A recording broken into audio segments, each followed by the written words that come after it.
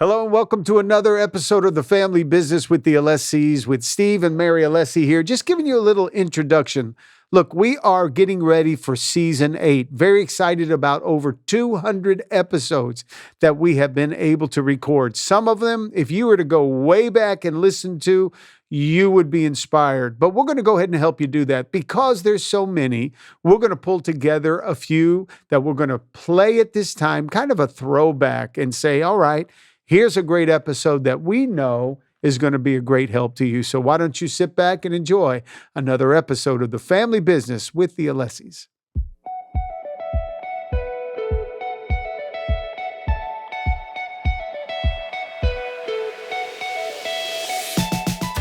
So welcome to another episode of The Family Business with the Alessis. I am Mary Alessi, and I'm here with my wonderful husband, Steve Alessi. Hello.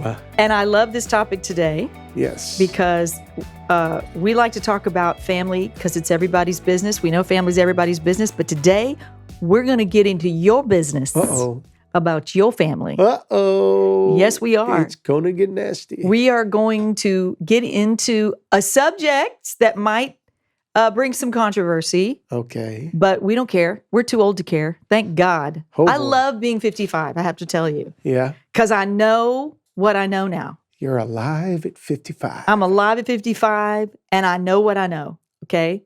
So I love to be able to go, in my 30s, I'd say something dogmatic, and then I'd end it and go, I think I'm right. And then in my 40s, I'd go, yeah, I'm right. Now I can say, oh, don't even question me. I know I'm boy. right. Okay. Oh, boy. So yeah, it's probably not the best thing. I have to keep surrendering it to Jesus. But most of the time when it comes to these subjects, this particular subject, I'm pretty right. Get We're into pretty it. right. So we're going to talk about raising the little kids. When you are raising your children and the level of discipline that you think is either the right care or the wrong care. Did you know we were going to talk about this today? I think so. Okay. Because I see the look on your face. We're getting in. You and I have this conversation all the time. So this is Okay. natural. So repeat what we're talking about. Gentle parenting Oh, yes. versus the way we were raised, Yeah. where there was a kiddie table and you sat at it. Okay. And today, there's so many parents that feel like that's demeaning to their children to put their children at a kid's table. Oh, boy. Seriously. Or gentle parenting, which means you never raise your voice and you never get aggressive with your child and everything's in a gentle tone. Yeah. Okay, so I see this all over Instagram and social media, and I do have some things about it that I think is wonderful, and I do agree. Is this the same kind of parenting and that encourages trophies just for showing up at the game? Basically. Okay. But Not it goes winning or deeper. anything, but okay. No, just Go for it. everybody's even, because we are so desperate to keep our children out of the sad, Yep. mad, or bad zone, Yeah. right? Yep. I don't want them to be sad. I don't want them to get mad. And I don't want them to ever be seen as bad. And it's terrible because they're children. They're all those things. And instead of calling them out as who they are as kids, we say gentle parenting keeps them from that. Well, it doesn't. Mhm. Kids are kids. They are who they are. Their brains are developed the way they're developed. Right. I don't care how many kids you raise, they're all the same. Yes, there's some differences between some who are a lot more strong-willed and some who are more rule followers. But at the end of the day, every single one of us in our child development years needed to know where the lines are, and we need strong discipline. Okay. So we're going to talk about what we see today, Mhm. and we deal with, this is what our maybe our second generation, our third generation of young parents that those that we raised our kids along with Yep. when we were trying to figure it out. Then the next generation when our kids were a little older, and now might be our third or fourth pass of watching the different styles of parenting. And we're all trying to recreate, every generation is trying to recreate a better way to do it. Okay. So can I say something to just set the stage as we Yep. go forward? We're not making fun of anybody. Mm-mm. We're not putting anybody down. What we're going to show you is not just an Alessis way of parenting, No. but there's a principle that has to be introduced to your child that is going to affect them for the rest of their life. lives. And yours. Not just for the few minutes where they're sitting in timeout Right. or in their room, not being able to go out and play with everybody else, okay? This is going to affect them and, yes, like you said, yours for the rest of your life. of their That's right. and your life. So here's the principle. You said it at the end, and it's discipline. Yeah, it's discipline. Biblically, it says, no discipline seemeth right in the moment. Yeah. Okay? Nobody likes being disciplined or being disciplined. Right. Nobody likes being disciplined for doing something that they did wrong, and nobody likes being disciplined. This is how you live your life every day. Right. It's hard. Through principles. Right. Nobody likes that.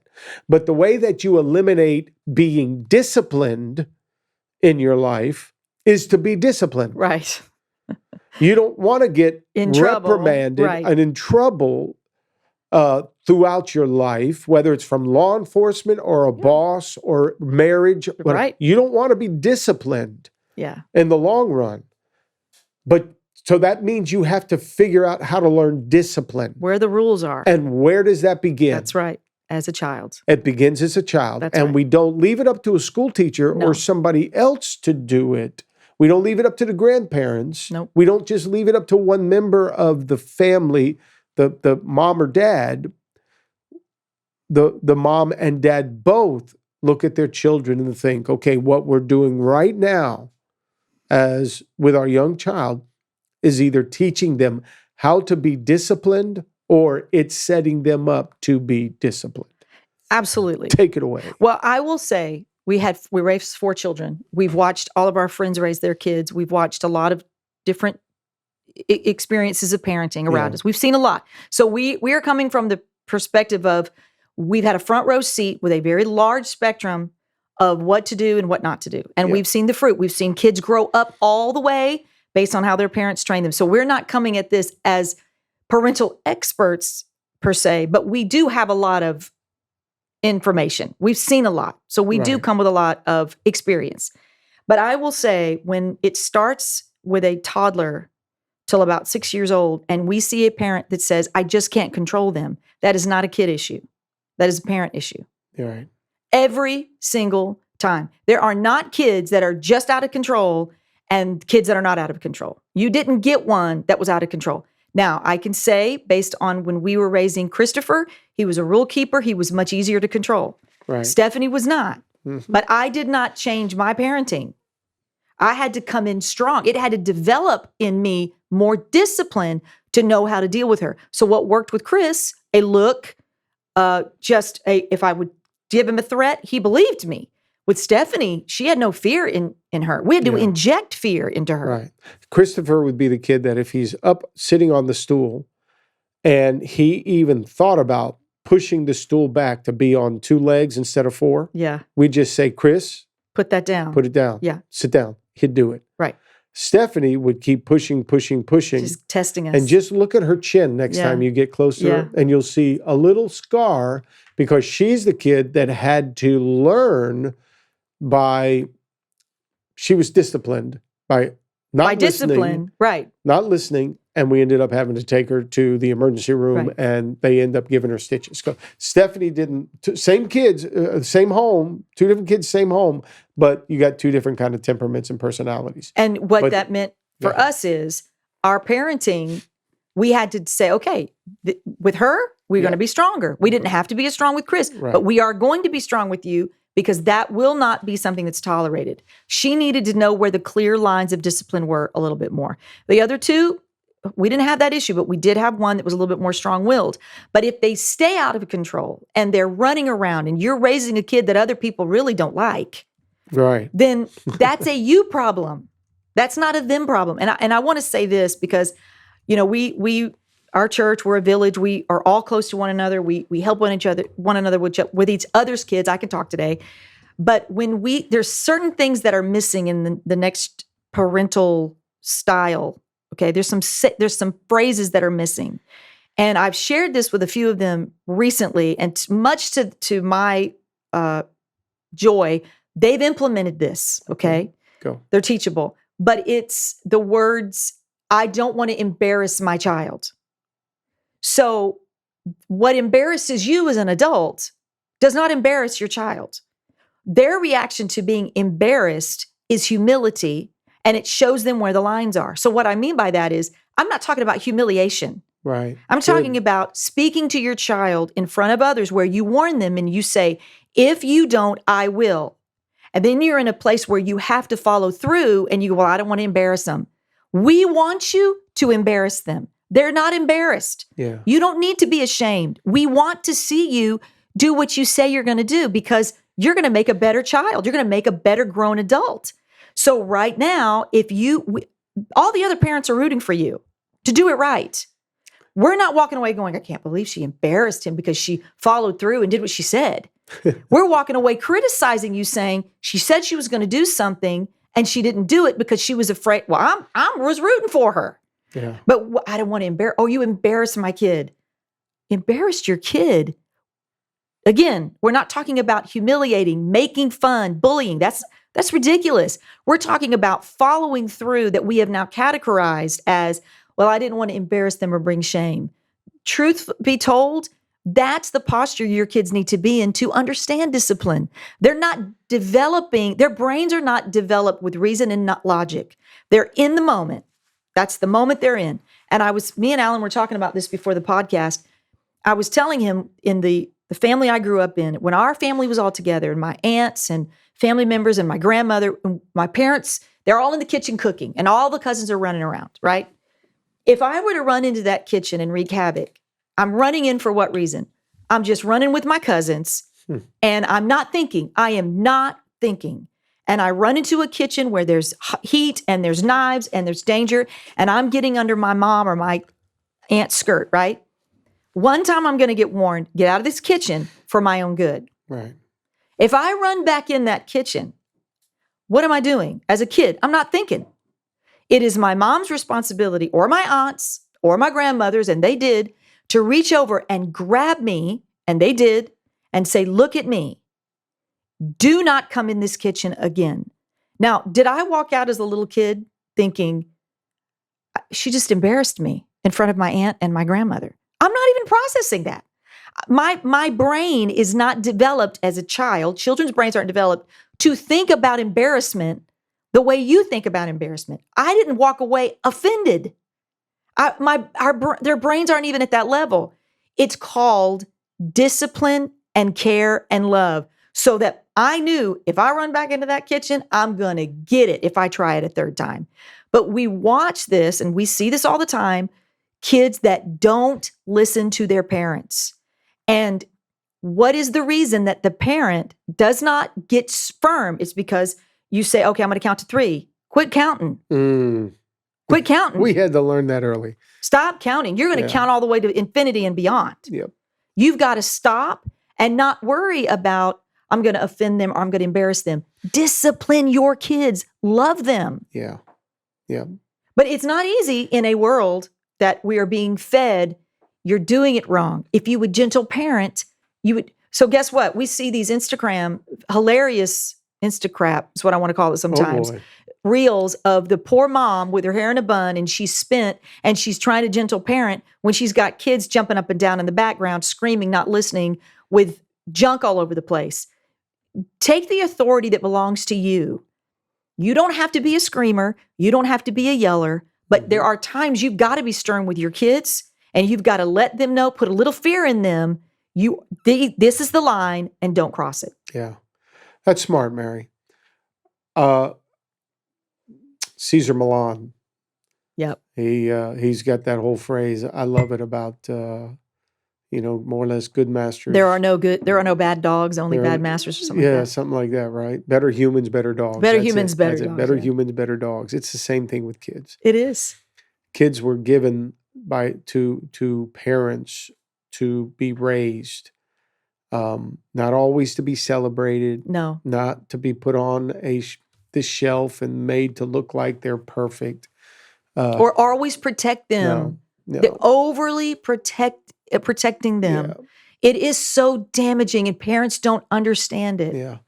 I'm afraid sometimes parents will will think that they need to be easy on their kids, and it's motivated by guilt. It is, for sure. So sometimes it's because the mom and dad are both working. Yeah.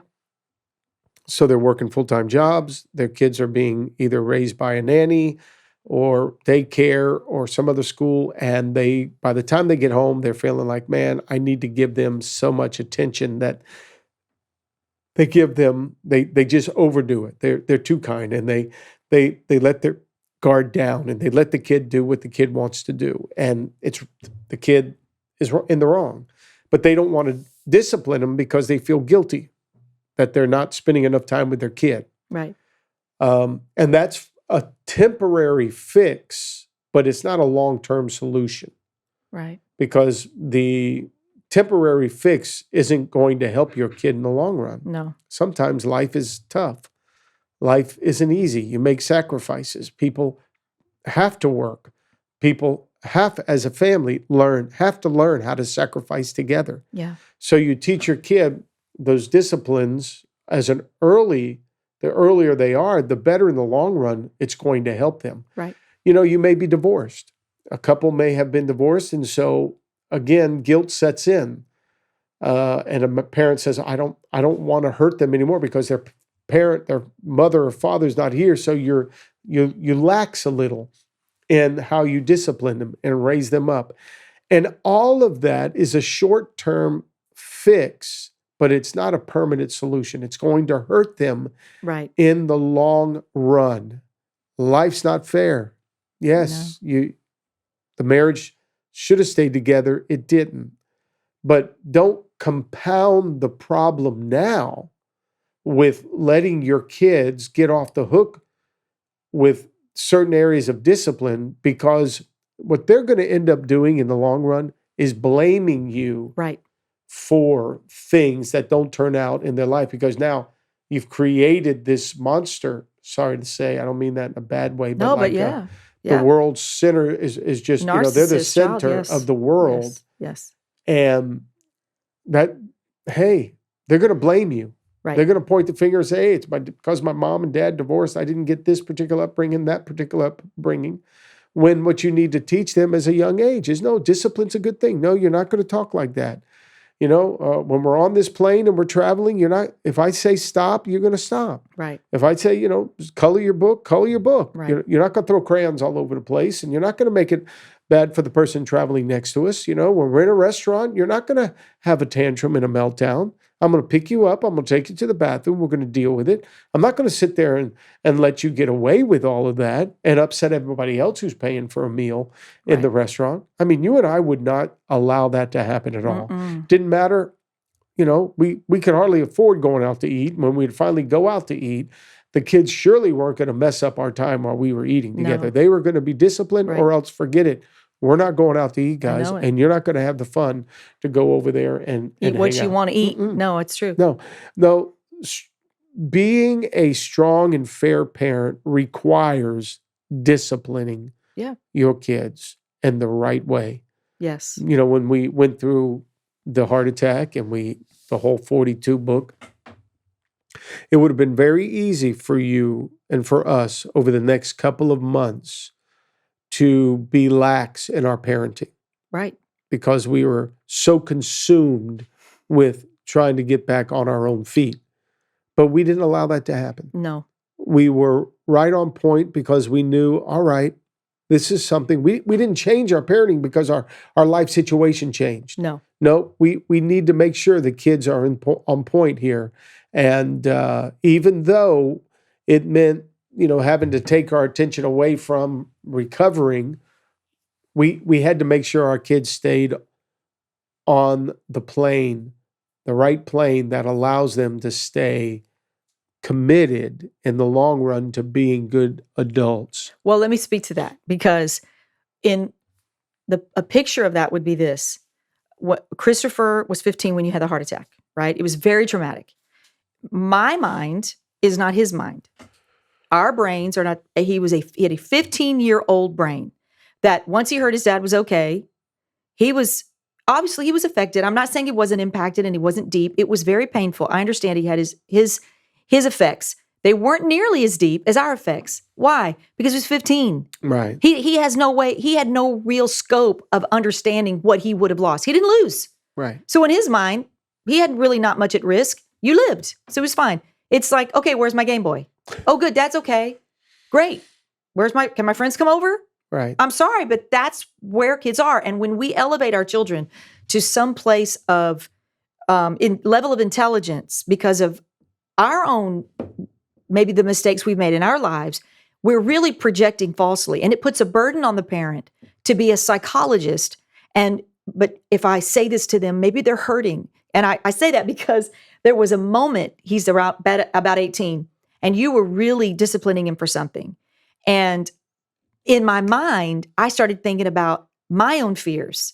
And I said to you, but maybe he's acting this way because he thought he almost lost you and you need to go easy because maybe this is just manifesting from the heart attack. And you just need to speak lovingly and kindly and don't punish him. And you looked at me and you went, what are you talking about? He's an 18-year-old boy. I promise you, this has nothing to do with my heart attack, Mary. And I thought, it doesn't? Well, I wasn't an 18-year-old boy. Now, flip it with the girls, and I totally understood that perspective. They're not thinking about things you think they're thinking about. Our brains are more developed. We have more at risk. We're the ones that are supporting this family and understand things that they have no capacity to understand yet. So that can translate to somebody, maybe you're divorced and you are afraid to discipline your little boy because you feel guilty. Separate your guilt and discipline your child. Yeah. Don't worry. They're not thinking like that. Yeah. That's not in their capacity. Their brains are not wired to say, I can't believe you disciplined me after all you put me through. You left my dad or my dad left you. I am the product of a divorce. Their brains are not, that's not their process. All they're thinking about is, you won't let me play my games. And I'm mad at you.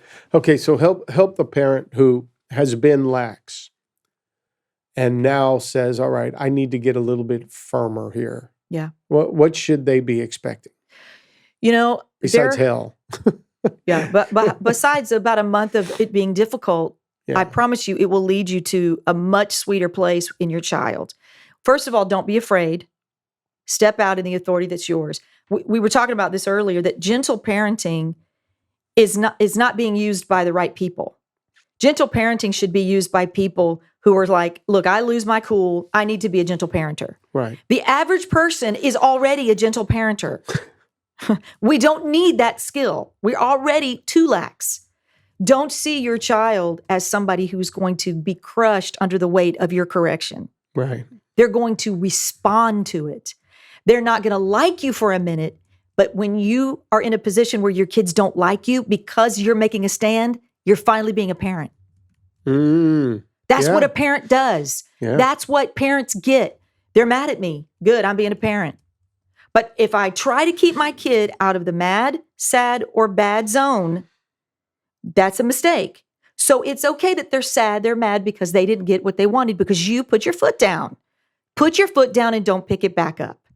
You can do this. Mm-hmm. Then ask God for help. Ask for resources around you. Listen, I don't think, except maybe I can count on one hand, parents that have actually come to me and said, will you help me?